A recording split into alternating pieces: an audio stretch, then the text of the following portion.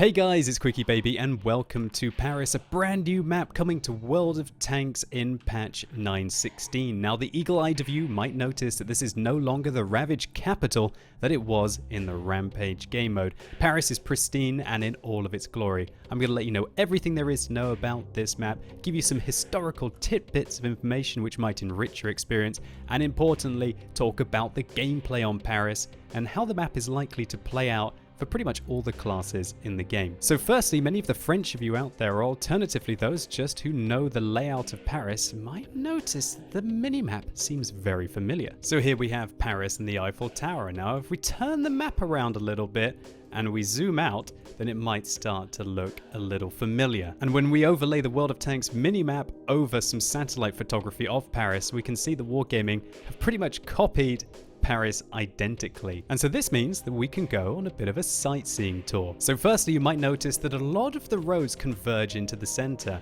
And who is in the center? Well, it's a very famous French military leader. It is Ferdinand Foch, who was born on the 2nd of October 1851. And the reason why I say that is because I didn't know this until now, but I share a birthday with Foch, which is a bit weird. Foch most famously was the supreme Allied commander for the final year of World War I.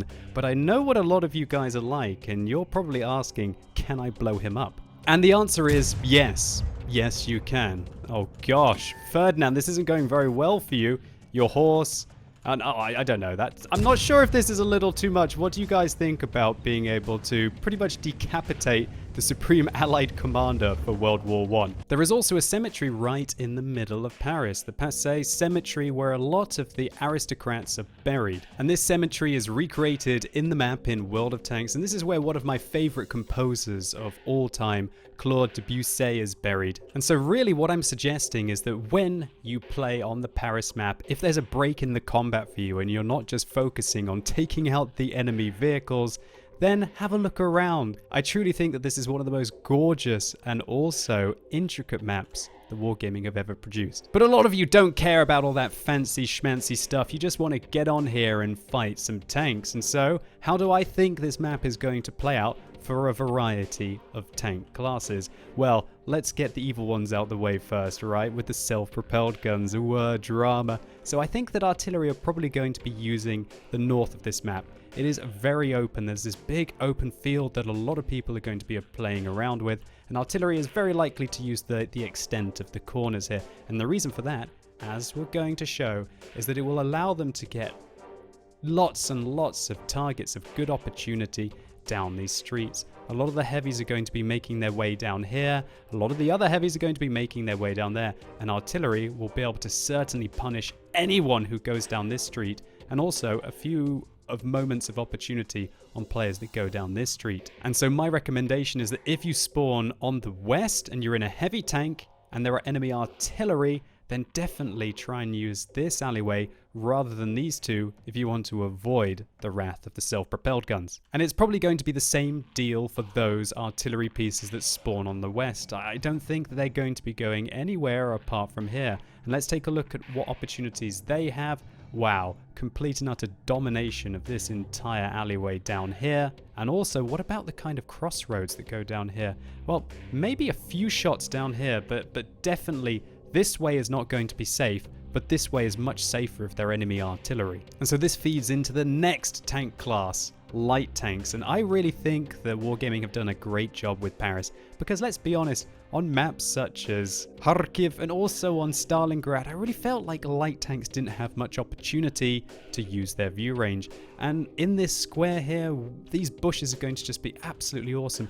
Look at the line of fire that you can create, or maybe not so much the line of fire that you can create for your team here, but the line of opportunity of spots that you're going to make for your team to try and have punts at. And so I think that all light tank drivers are probably going to be using the bushes in the field to just get free spots on their opponents, or alternatively, maybe the more aggressive ones are going to go down towards the north of the map where there's a little bit of cover to use here to try and get towards the enemy artillery. And I expect that this building here is going to be an absolute savior for very aggressive scouts who want to take out self-propelled guns from getting shot from players who are more in the town.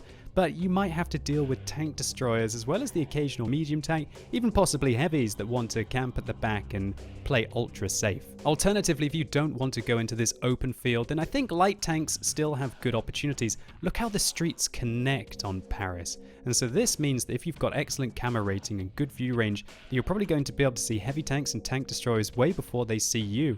And so that makes them open opportunities for either self-propelled guns or tank destroyers that might be to your right or to your left. And really the final option for a light tank is to make their way along the south of the map, try and work their way around the buildings, try and look for targets of opportunity.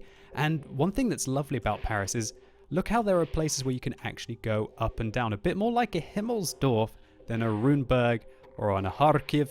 And so that means that you can probably be using your mobility to outflank your opponents or simply just control where you want to engage them. So for tank destroyers, I really think that things are going to be similar as they were for the light tanks. I do expect tank destroyers, at least the lightly armored ones that maybe have better camera ratings, to gravitate towards the field and use the same opportunities that light tanks do to use the bushes, or alternatively, if you have light tanks doing that for you, sit further back and maybe use like these little undulations here to hopefully hide most of your hull armor and get shots at your opponents while hull down. Alternatively, if you are not a sneaky tank destroyer and you've got some heavy armor, then you're probably going to be loving these linear engagements here.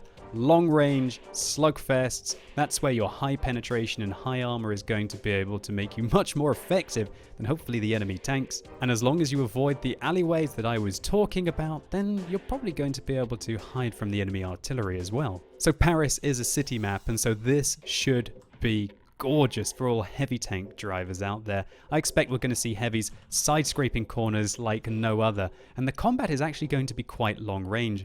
And so I think that vehicles that maybe have weak points are actually going to be better off at long ranges, as long as you've got the penetration, the accuracy, and just the all-round armor to still be effective. I guess things like the M48 pattern is what I'm talking about here, or maybe, you know, the Chieftain T95, that Tier 8 Clan Wars reward tank. Vehicles which have got really obvious cupolas on top, but all round their hull armor is awesome as well. Things like the Foch as well would be very good, I think, at long ranges on Paris. Now, while I think that the true heavies are going to gravitate towards the center of Paris and just dig in and try and hold on to these locations, I think the faster heavies are still going to have opportunities to perhaps push aggressively along the north.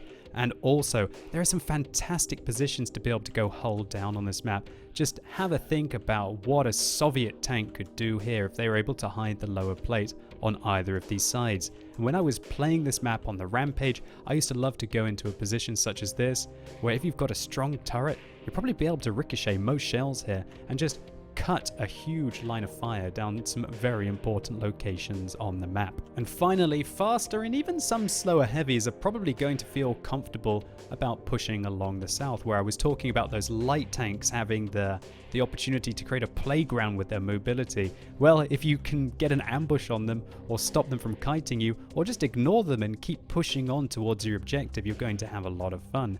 And this is really where I think medium tanks are going to come into their own. For me, this is where I would probably take a medium tank, maybe one that didn't have quite as much gun depression and had some armor. I think you could really bully people on these corners. And I guess the end goal for medium tanks is to try and flank all the way around, where hopefully you're going to have shots into the back of heavy tanks or tank destroyers along here and force them to then turn around. And if you can force heavy tanks or tank destroyers, for example, that might be camping along here, to turn around and engage you when you're fighting here, then they're going to have to turn their weak rear armor towards your friends, who are very likely to still be in positions along here. And so they're going to lose their health quickly, and you can be effective. And then if they turn around and come and get you, then you can probably just bomb it out anyway. And finally, I think we're also going to be seeing medium tanks very much make use of the field, probably to try and make aggressive pushes along the north when they feel like maybe some of the more dangerous tank destroyers have been spotted and taken out. And one thing I just love about Paris is there are just so many little opportunities where wargaming are basically giving people who love to focus on the view range of their tank or their camera rating to be able to spot out. This position here, for example, obviously rewards a player who has pushed aggressively, maybe to here, and then wants to try and sneak around, hopefully isn't spotted by any tanks along here, and gets into the bush to provide some excellent view range for his team. Maybe even spotting some self-propelled guns that might be hiding along here, maybe even alternatively around here. it really does feel like Wargaming are giving opportunities to mediums and light tanks and also lightly armored tank destroyers on this map, more than maybe, for example, an Ensk or alternatively a Himmelsdorf. This map, when we think about it, is a lot more like a Runeberg, and I think that if you like Runeberg, then you're probably going to be at home here. But the main difference is that while on Runeberg, there is this big kind of middle town here that kind of breaks the combat, and it turns Runeberg into almost two engagements, where one team tries to win the center, and then they try and break through either the locations towards the east of the map, or that very well dug in location towards the west of the map. I think that on this map, it's going to be harder to take the center than Runeberg, for example, but when you do take the center, I think it's going to be much more rewarding. And so there you go, that is Paris. Hopefully you guys enjoyed this video. If you did, please consider giving it a like, it really helps the channel out. And I'm also very interested to know what your comments are about the Paris map. Do you think it looks absolutely awesome and you can't wait to get your hands on it? Or do you think it looks like, oh gosh, another city map, I cannot be bothered to try and figure out how it works with my mediums or my lights, or to try and force to make it work for you. And as always guys, thank you so much for watching. You've been epic, and hopefully I'll see you soon.